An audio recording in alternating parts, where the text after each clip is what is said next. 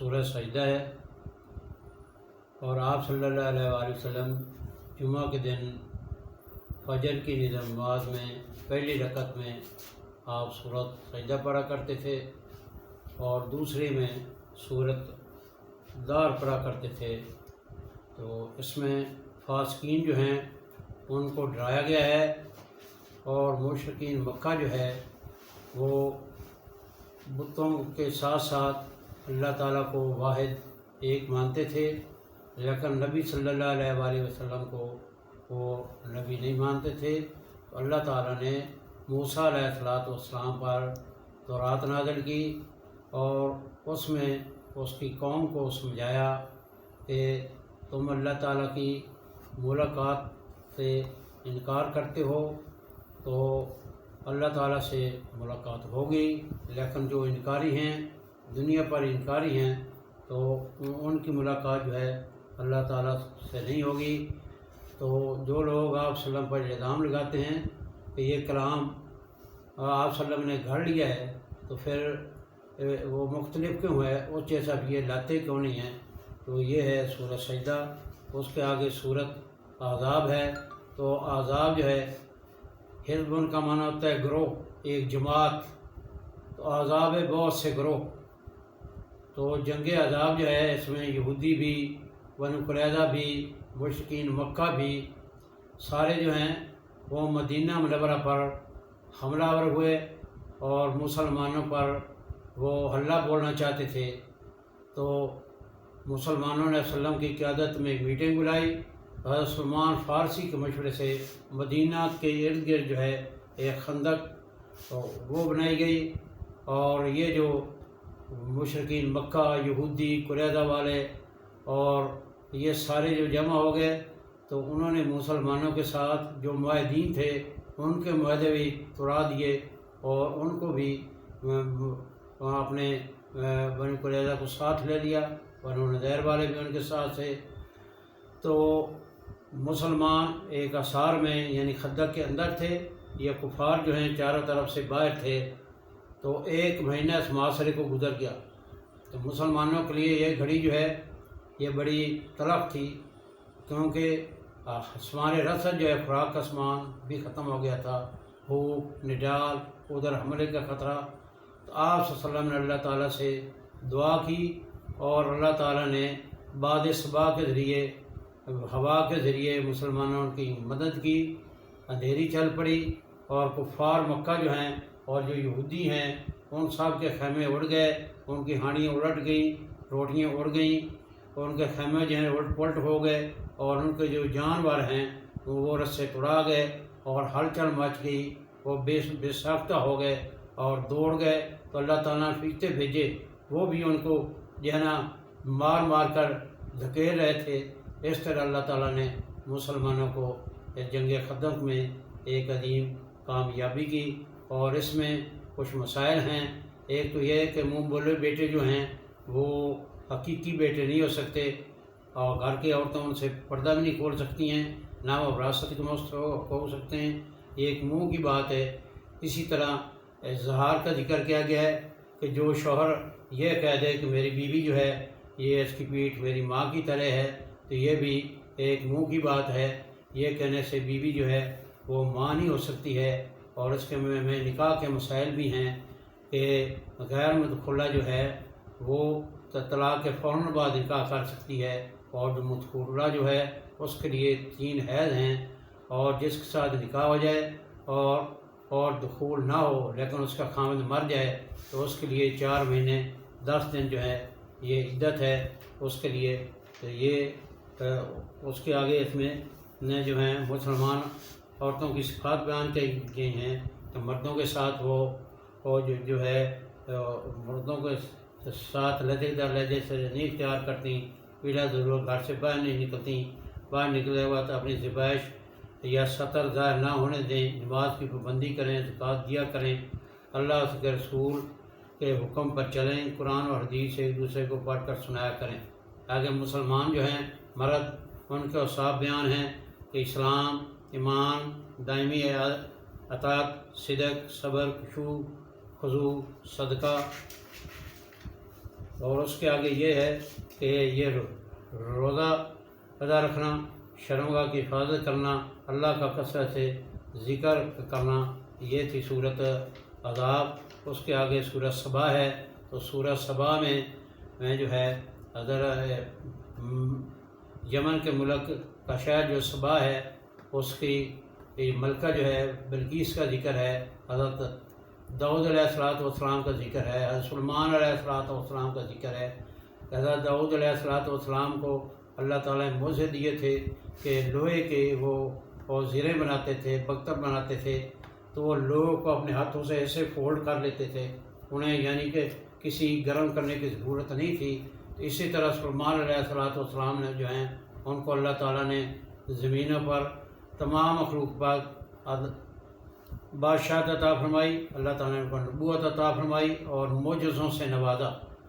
تو حضرت سلیمان علیہ السلام کے لیے اللہ تعالیٰ نے جو پیتل ہے اس کا چشمہ با دیا، اس میں وہ پانی لیتے چشمے کا اور سانچوں میں ڈالتے، ہر چیز وہ بنا لیتے۔ اسی طرح شیشے کا پانی لیتے، بنا لیتے، یہ ان کے معجزات تھے۔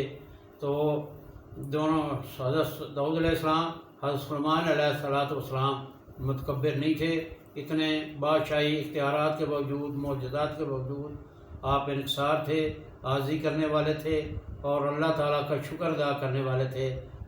ان کی قوم جو ہے جو سبا والے ہیں، ان پر اللہ تعالیٰ نے بے شمار نعمتیں کی تھیں، اور اللہ تعالیٰ بارش برساتا، ان کے پھل ہوتے، ان کے باغ اتنے لمبے تھے کہ میلوں تک باغ ہی باغ تھے، پھل تھے، فروٹ تھے۔ تو اس کے باوجود جو ہیں وہ لوگ جو ہے شکر ادا نہیں کرتے تھے، بلکہ اللہ تعالیٰ کی وہ ناشکری کرتے تھے۔ تو اس کے آگے جو ہے اگلی صورت ہے صورت فاطر ہے۔ تو صورت فاطر میں اس کے شروع میں دلائل ہیں توحید کے، اصرار کے ساتھ دلائل ہیں، اور ان کے ساتھ آخرت پر یقین کی تقید ہے۔ مومن اور کافر کا اس میں فرق بیان کیا گیا ہے، پرانی قوموں کی ہلاکت سے سبق سیکھنے اور توحید ربوبیت پر ایمان کی ہدایت ہے۔ قانون جزا سزا بیان کرنے کے بعد پھر شرک کی تردید اور توحید کے دلائل دیے گئے ہیں۔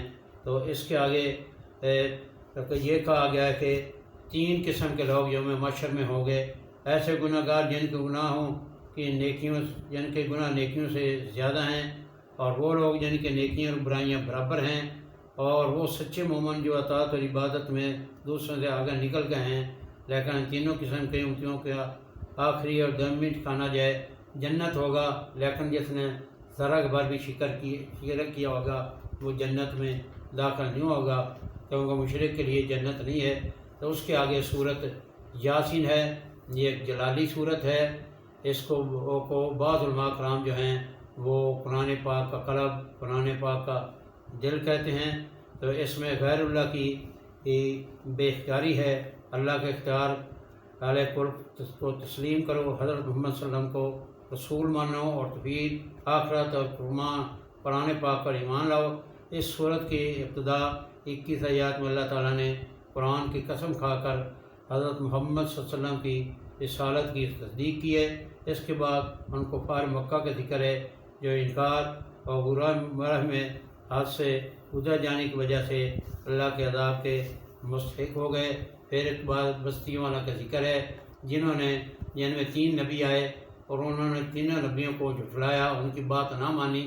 تو اس بستی سے ایک آدمی جو ہے جس کا نام حبیب نجار تھا، یعنی حبیب بڑھئی، وہ آیا اور اس نے قوم والوں کو روکا، بستی والوں کو روکا کہ یہ نبی ہیں، یہ اللہ کا پیغام لے کر آئے ہیں، اللہ کی توحید کا لے کر آئے ہیں اور آپ کو سمجھا رہے ہیں۔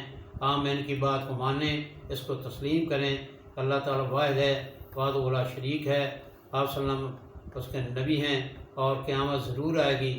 تو انہوں نے نہ مانا، بلکہ اس حبیب نجار کو ان ظالموں نے قتل کر دیا۔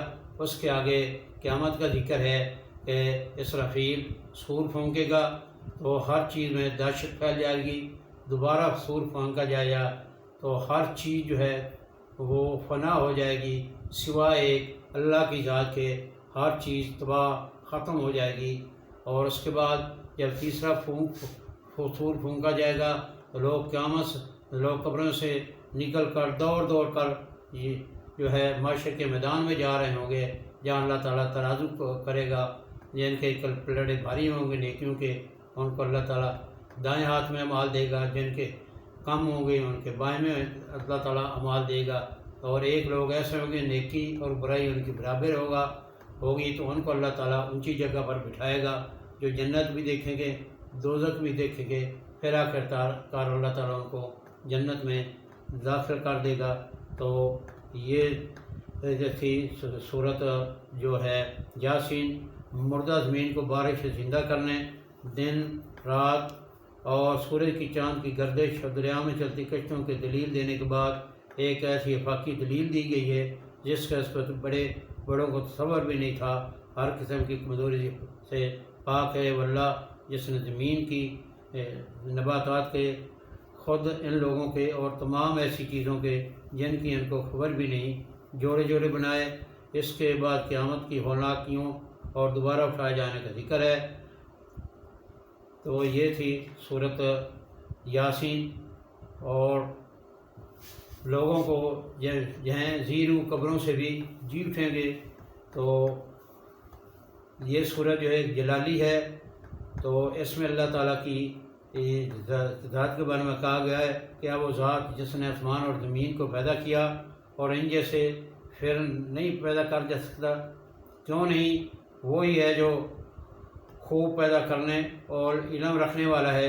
اس کی شان یہ ہے کہ جب وہ کسی چیز کا ارادہ کرتا ہے تو صرف اتنا فرماتا ہے ہو جا، کن ہو جا، اور وہ فیکون وہ ہو جاتی ہے۔ اس کے آگے صورت صفات ہے، اس میں 9 پیغمبروں کا ذکر ہے، حضرت نوح، حضرت ابراہیم، حضرت اسماعیل، حضرت اسحاق، حضرت لوط، حضرت موسیٰ، حضرت ہارون، حضرت الیاس اور حضرت یونس علیہ السلام کی خدمات کا ذکر ہے۔ فرشتوں کی حیثیت واضح کی گئی ہے، وہ اللہ کی بیٹیاں نہیں ہیں بلکہ وہ فرشتے ہیں، جو فرشتے کی حیثیت واضح کی گئی ہے، وہ اللہ کی بیٹیاں نہیں بلکہ اس کے خدمت گزار کارکن ہیں۔ اللہ کی عبادت میں ان کو شریک کرنا قطعاً غلط ہے۔ مشرکین مرنے کے بعد دوبارہ اٹھائے جانے کا عقیدہ کا مذاق اڑاتے تھے، وہ کہتے تھے بھلا ہڈیوں کے چورا چورا ہو کر مٹی میں مل جانے کے بعد انسان دوبارہ کیسے زندہ ہو سکتا ہے؟ تو اللہ تعالیٰ فرماتا ہے یہ اللہ کے لیے بالکل مشکل نہیں، یہ لوگ اپنی قبروں سے نکل کر کھڑے ہوں گے، بڑی حسرت سے کہیں گے کہ یہ ہے یوم جزا جس کا مذاق اڑاتے تھے، پھر انہوں میں جہنم میں ان کو ڈال دیا جائے گا۔ آگے صورت صاد ہے، اس میں حضرت داؤد علیہ السلام، حضرت سلیمان علیہ السلام اور حضرت ایوب علیہ السلام اور دیگر چند انبیاء کی خدمات اور بلند کردار کا تذکرہ ہے۔ مشرکین مکہ ایسا حیرت کا ذکر ہے، محمد صلی اللہ علیہ وسلم نے کی خداؤں کی بجائے صرف ایک خدا بنا لیا ہے، اور یہ کہ ہم سب کو چھوڑ کے صرف محمد ہی پر قرآن کیوں نازل کیا گیا ہے؟ پرانی بتوں کے مشرکین کا انجام بتایا گیا ہے جو نبی کو جھٹلانے اور سرکشی کی وجہ سے عذاب کا شکار ہوئے۔ رسول اللہ صلی اللہ علیہ وسلم کو صبر کی تلقین ہے، اور حضرت داؤد علیہ السلام کو یاد کرنے کا کہا گیا ہے، جو دینی اور دنیاوی قوت کے باوجود ایک دن روزہ رکھتے اور ایک دن چھوڑتے، آدھی رات سوتے اور آدھی رات عبادت کرتے۔ حضرت داؤد ایک بڑی سلطنت کا بادشاہ ہونے کے ساتھ ساتھ ایک دلیل کو قدر نبی بھی تھے۔ ان کی آواز میں ایسا سحر تھا کہ جب وہ زبور کی تلاوت کرتے تو پرندے فضا میں رک جاتے۔ ساتھ ساتھ حضرت سلیمان کا بھی ذکر کیا گیا ہے کہ جن کی سلطنت اپنے باپ کی سلطنت بھی زیادہ مضبوط اور شان و شوکت کی حامل تھی، اور جن کا حکم ہوا اور جنات پر بھی چلتا تھا۔ پھر حضرت ایوب کا ذکر ہے جن پر آزمائش آئی تو بہت بڑی دولت ثروت، اموال باغات، مال و حویلیاں سب ختم ہو گئے اور خود بیمار ہو گئے۔ اس کے باوجود انہوں نے صبر شکر کا اعلیٰ نمونہ دکھایا۔ یہ تھا خلاصہ وما الینا الا البلاغ المبین۔